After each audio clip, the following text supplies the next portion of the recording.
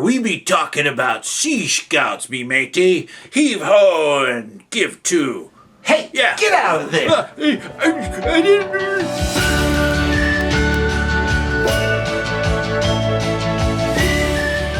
Hey, ScouterStan. I am so glad we got rid of the pirate. He is not representing Sea Scouts, okay? And we're going to talk about it. But first, let's celebrate. This is season 7. We went with no break. We were right into season 7. So now, for the next 22 shows, next 22 weeks, we're going to have different shows on different subjects and have a lot of fun. And with that, we're also going to be starting up a new live show. We are planning to do it once a month on the first Sundays, Sunday nights. Sunday nights when I was growing up was a big deal.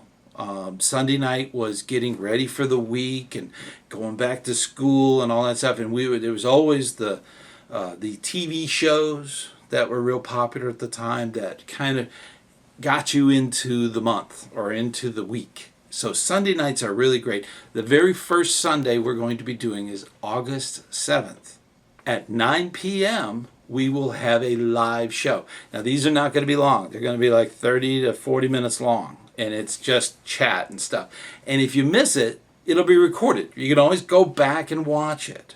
One of the things we are going to cover in this live format is we're also going to do questions and answers. Now, keep in mind, I'm a one-man band, and I'm not good at typing and talking and doing. I'm not a multitask kind of person, okay? I do one thing at a time. But these questions you could pose, and if there's time, I can read them and respond to them live. So that's a big thing. A lot of times the monthly live broadcast will be just to cover last month and what's coming up. It's just to talk about the different subjects that go on through the month. So make a note, first Sunday of each month, starting on August 7th at 9 o'clock, we are going to be doing the show. Now that's Eastern time. That's so that everybody out in the West Coast can still see the show, okay? And they don't have to stay up super late. And that's the wonderful thing about being international, really. I have people from all over the world that watch and enjoy our channel. And with all that, let's get directly into our subject today. Sea Scouts is absolutely fascinating. It's almost as old as scouting in the United States. They started in 1912, whereas the Boy Scouts of America started in 1910.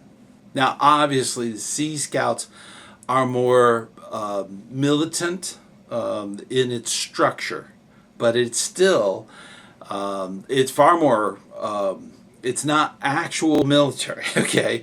That's the one thing about it. It is separate, and it's a totally independent branch of scouting.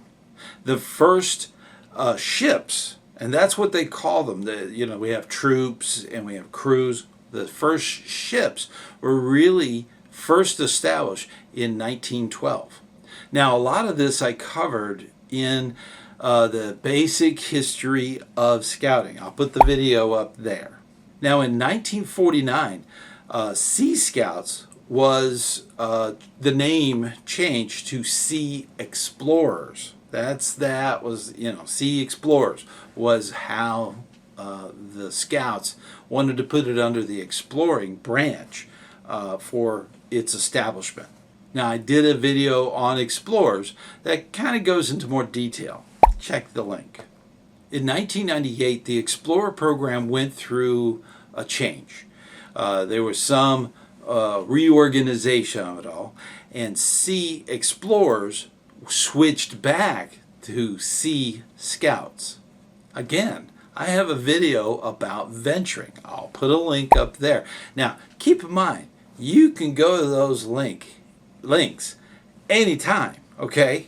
That you can do anytime during the video. So you could watch the whole video, go back a little bit at the end, and click on what you want to see. So that's something you can do. Now in 2016, Sea Scouts became its own standalone program that we have today. Sea Scouts is really designed for the older youth, from 14 all the way up to 20. That's the age range. Once you're 21, you're no longer a part of Sea Scouts unless you're in the adult leadership. Now, understanding some of the terminology is different than you would find in a Scouts BSA or even in a venturing crew. There's a different wording, but a lot of it is very similar. Now, I did mention earlier that in Sea Scouts, they often refer to it as a ship, instead of like in Scouts BSA where we call it a troop, or in a venture crew, they call it a ship. So that's their unit. And it is organized with a chartered organization with a charter organization representative, the COR. Now that is true for troops and crews and packs and all the different kinds of scouting that's out there. They all have a chartered organization rep that represents the unit. Now every single unit will have a unit commissioner assigned to it. That is standard. It's required literally on the paperwork. Sometimes because there is a shortage of unit commissioners. We need unit commissioners, so think about it. If you can't get one to sign your paperwork, you're going to have a problem chartering the unit. So every single unit, and a lot of times the district commissioner will sign temporarily for whoever they plan to assign. Now typically they want a unit commissioner that has some experience. Personally, I believe you could grow one, and there's a video coming up about that. So think about that. If you know somebody in the unit that's interested and has experience, they'd be a great commissioner. Now those two positions are pretty much standard, and that's true for all of scouting. Now sometimes the COR might say that they are a chartered organization representative for a ship. They might squeeze the word ship into their Sea Scouts.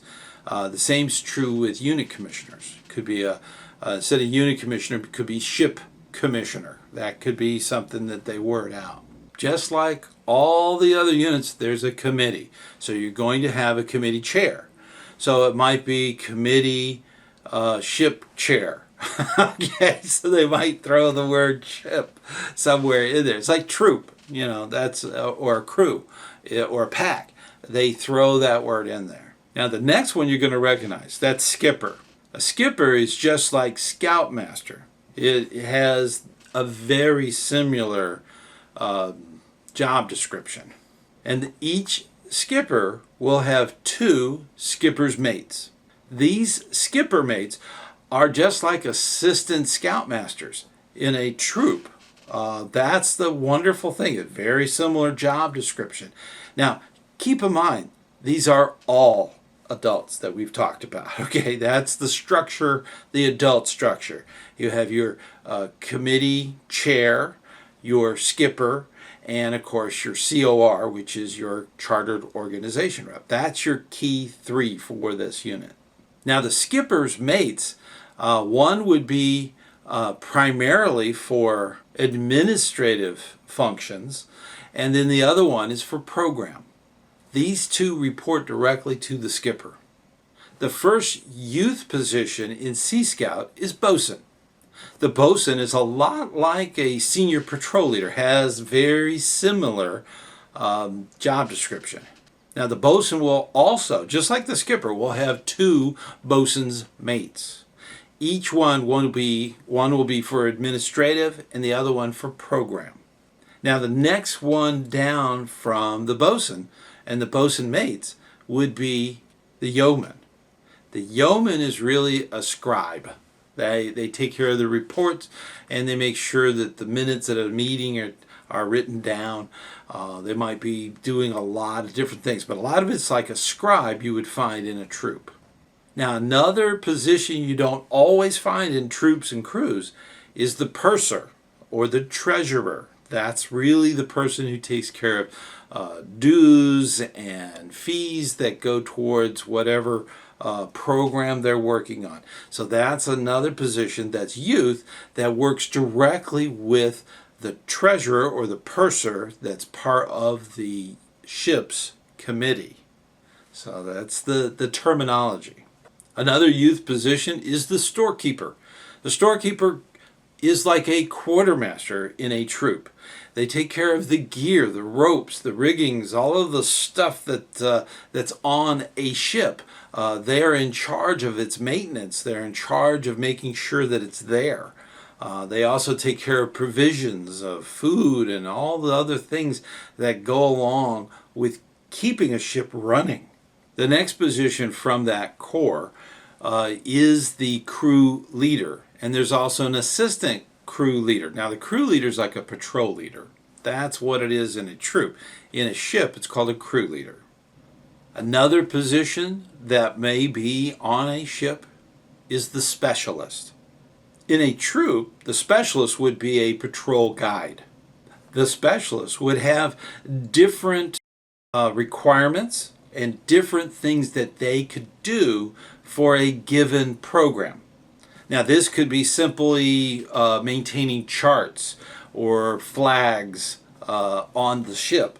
This specialist knows these things and works with the appropriate groups and the appropriate leaders within the ship. The ship will also have a chaplain and a chaplain's aide. That is kind of standard with all units. Another big standard are den chiefs. Sea Scouts are fantastic den chiefs. It is wonderful. It is amazing what happens when you see these young people take on a youth leadership role within a Cub Scout pack. Amazing. Okay, the stories they tell, all of that fun that they're having, that goes to the youth, to the younger, even the younger youth. It is amazing. They have such great time and they make great den chiefs. Now, that's some of the structure to kind of get you used to what a Sea Scout ship and how it runs, how it's organized. Now, on our channel, we get a lot of questions. And one of the questions was, can there be a Sea Scout that's treated like a Lone Scout? The Lone Scout program is a separate standalone program for packs and troops only. Sea Scouts is its own separate program. Even though it's part of scouting, it is run completely on its own. So to answer that question, there's no such thing as a lone Sea Scout. That wouldn't make any sense. The sharks would eat them. Okay, they need a ship and a skipper and all the structure of Sea Scouts. Now, Sea Scout advancement is a little bit different than a troop or crew. They have different advancement too. And what's interesting, if a scout in a Scouts BSA troop, if they achieve first class and then transfer, and that's really common to be transferred to other units like a crew or a ship, if they transfer after achieving first class, they can continue to work on Eagle Scout, even though their primary membership is with a crew or a ship. And that's the interesting thing. But they need to get to first class in a troop environment because of the requirements. The requirements are very specific to troop environment. That's the neat thing about it. You can actually do two things, and a lot of that dual registration happens. Youth love the scouting program, whether it be a troop, a crew, or a ship. And that's a wonderful thing. They can move around in there and still work on Eagle. So look into that. Now, keep in mind that Sea Scouts preceded the policies where females can be in a Scouts BSA troop. Sea Scouts preceded that, so it was all boys prior to that. Now, Sea Scouts has had incorporated into their program females since the Explorer process, when that was going on. Now, the structure of a ship, the advancement for the youth, the highest level is quartermaster, and that is equivalent to Eagle Scout in a troop. The first level they have is apprentice. The second level up from that is ordinary. Able is the next level. Quartermaster is the final level. In Sea Scouts, they do not have merit badges. So all of the skills that are part of the required merit badges is part of the requirements for their ranks within the youth structure. So all four of those, it is huge, the list that they have to go through, all the different skills they have to know to do each one of those levels. It is amazing. Well, I hope this has given you some insight to the structure and even the ranking that's involved in Sea Scouts. There's a ton more stuff, but those are the real basics. Now, there are links. I'm going to put some links in that more section, the old doobly-doo, the thing that you get more information. I'll put some links in there. Check them out. That'll help you research us even more.